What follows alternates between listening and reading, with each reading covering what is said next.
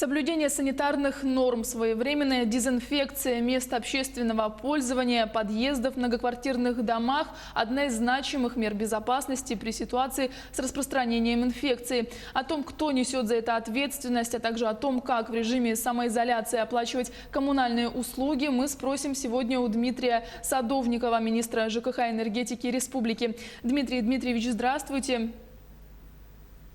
Здравствуйте. Скажите, кто несет ответственность за своевременную дезинфекцию общественных мест? Согласно постановлению главного государственного врача, санитарного врача по Республике Саха-Якутия Маргариты Егоровны Игнатьевой от 4 апреля под номером 8, главными сегодня координаторами и контролерами определены мы по этой работе, Министерство жилищно-коммунального хозяйства, а эту работу должны провести под руководством властей муниципальных образований, управляющие компании и собственники помещений. А в общественных местах, транспорте, подъездов, многоквартирных домов? Вот как раз здесь общественных транспортов, муниципальные власти муниципальных образований должны определить тех собственников, хозяевов и руководителей предприятий, которые должны провести данную работу. Хотя в полномочия министерства напрямую не входит контроль за дезинфекцией, но наверняка за ситуацией следите. Как обстоят дела, где лучше, где хуже? Действительно, по сути, контроль за министерством ЖКХ такового не должно быть, но сегодня есть решение оперативного штаба, которым мы руководствуемся в режиме повышенной готовности. И сегодня мы констатируем, что по данным отчетов властей муниципальных образований, из 8009 многоквартирных домов, что расположены на территории Республики Саха-Якутия, дезинфекции подвергается 7250 домов. И эти работы ведутся в усиленном режиме, и мы эту ситуацию мониторим. Это такие работы, как дезинфекция ручных дверей, лифтов, домофонов. И эту работу мы требуем, и эта работа производится управляющими компаниями и товариществом собственников жилья, также хозяйствующими субъектами. Полная дезинфекция должна проходить 2 раза в неделю. Куда обратиться те работы, жителям? которых я перечислил, они должны проходить ежедневно. Если не проходят ежедневно, куда обратиться жителям многоквартирных домов, если их управляющая компания не проводит дезинфекцию? В этом случае жители должны обращаться в единую диспетчерскую службу муниципальных образований. И данные, которые приходят в единую диспетчерскую службу, мы ежедневно утром получаем и делаем замечания или поручения по тем или иным недочетам, которые у нас, к сожалению, происходят. А какую поддержку министерство оказывает управляющим компаниям и ТСЖ? Мы оказываем поддержку муниципальным образованиям, а муниципальные образования сами должны организовывать эту работу на местах.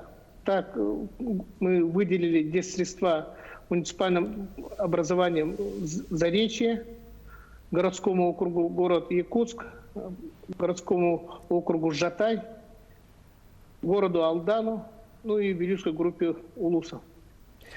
И здесь средства находятся в арктической зоне, это нашим хозяйствующим предприятиям жилищно-коммунального хозяйства, это ГУП ЖКХ Республики Саха-Якутия и теплоэнергосервис предприятий.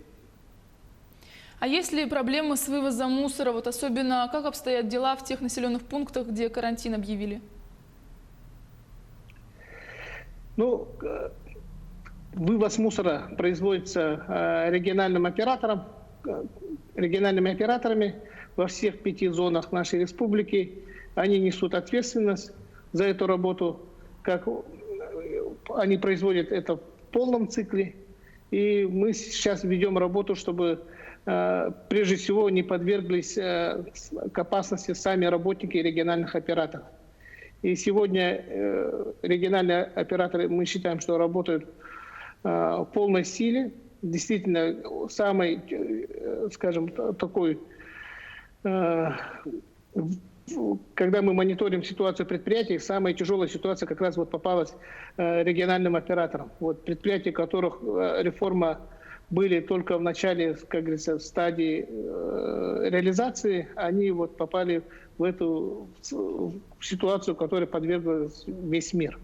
И, к сожалению, мы не исключение, и региональные операторы нашей республики работают в таком режиме, который им сейчас складывается, но мы считаем, что работают они в усиленном режиме.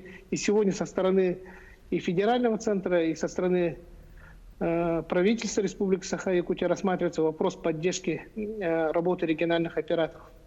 И сегодня, несмотря на спад платежей, в том числе и региональным операторам, доступ населения к кассам региональных операторов в конторах, он запрещен. Ну, у нас вот помимо всего прочего приближается паводок. Вот насколько ресурсоснабжающие организации готовы к нему? Ресурсоснабжающие организации, согласно 31 января вышел указ главы, и мы изначально были готовы, учитывали эту ситуацию. Конечно, наши предприятия, я считаю, что мы готовы. Сегодня более 1500 человек готовы именно к работе в этой ситуации. Готовы наши предприятия по детсредствам. И считаю, что мы здесь готовим и резервные источники питания, также готовы плавсредства. И здесь я думаю, что это для нас не первый сезон, и для предприятий жилищно-коммунального хозяйства и энергетики. Мы буквально вчера на уровне главы нашего региона Арсения Сергеевича Николаева проходила видеоконференц-связь, где также мы предоставили информацию о готовности наших предприятий. А могут ли произойти плановые отключения? Вот, к примеру, если ухудшится качество воды? Ну, по качеству воды,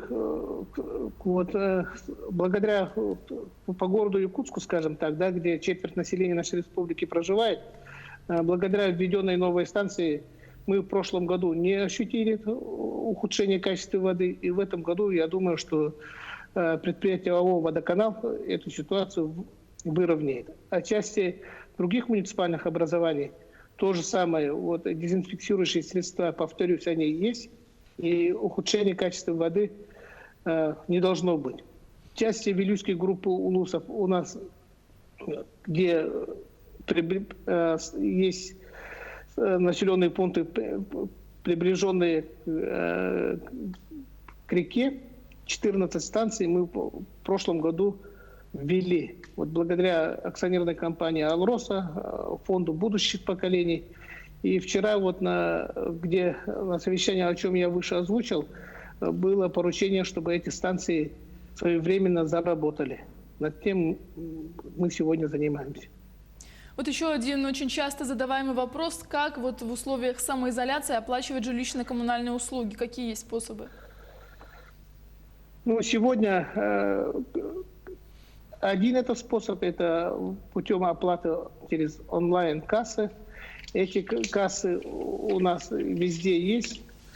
И я жителей также призываю, чтобы они этим воспользовались. В портале «Электронная ЖКХ» есть, в портале наших ресурсоснабжающих организаций есть, на сайте ГИС ЖКХ.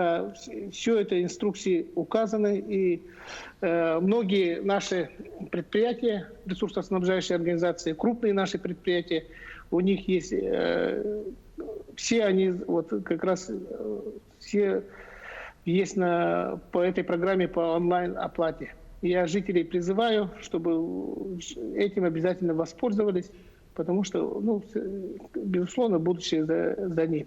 Оно у нас не первый год, но сегодня вот эта ситуация как раз нас подстегивает к тому, чтобы мы обязательно этим воспользовались, научились это делать. И, конечно, сегодня кассы, к сожалению, не работают.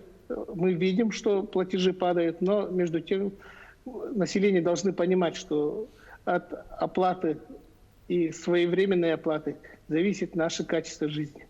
А будут ли начислять пени, если оплату производить не сейчас, а после снятия ограничительных мер? Не все могут онлайн все-таки заплатить. Ну, пени они начисляются, да, пени они начисляются. Другое дело, они не будут применяться. Между тем, все равно люди должны все равно быть сознательными для того, чтобы и ресурсоснабжающие организации, у них есть право эти пени потом предъявлять, если не будут оплачены. Есть определенный каникул, да, каникул для того, чтобы эти пени не применялись, что и будет выполнено согласно законодательства нашей, которое сегодня вот в условиях пандемии вышло на уровне страны. И, безусловно, наши ресурсоснабжающие организации это не будут требовать. Но при этом, согласно законодательству, опять же, да, и если не за своевременную оплату, все равно пени начисляются, повторюсь, но они не будут применяться. Дмитрий Применяться Дмитриевич, до определенного времени. какой совет вы можете дать в это непростое время жителям республики? Ну, совет один, конечно, беречь себя, соблюдать самоизоляцию, быть дома, в кругу близких. И, конечно же, следить за ситуацией, которая у нас складывается. И о чем я выше озвучил, в части оплаты через онлайн-кассы, через онлайн-услуги, зависит наша работа, работа жилищно-коммунального хозяйства. Сегодня работники жилищно-коммунального хозяйства совместно с другими, которые несут ежедневную работу, работают, и качество их работы зависит от того, как мы будем к этому относиться. Призываю жителей, как говорится, чтобы мы отнеслись друг к другу, как говорится, с доверием, берегли друг друга и, конечно же, были здоровы. Спасибо большое за беседу. Я напомню, мы говорили о мерах против распространения коронавируса и о дистанционных способах оплаты коммунальных услуг. Не переключайтесь.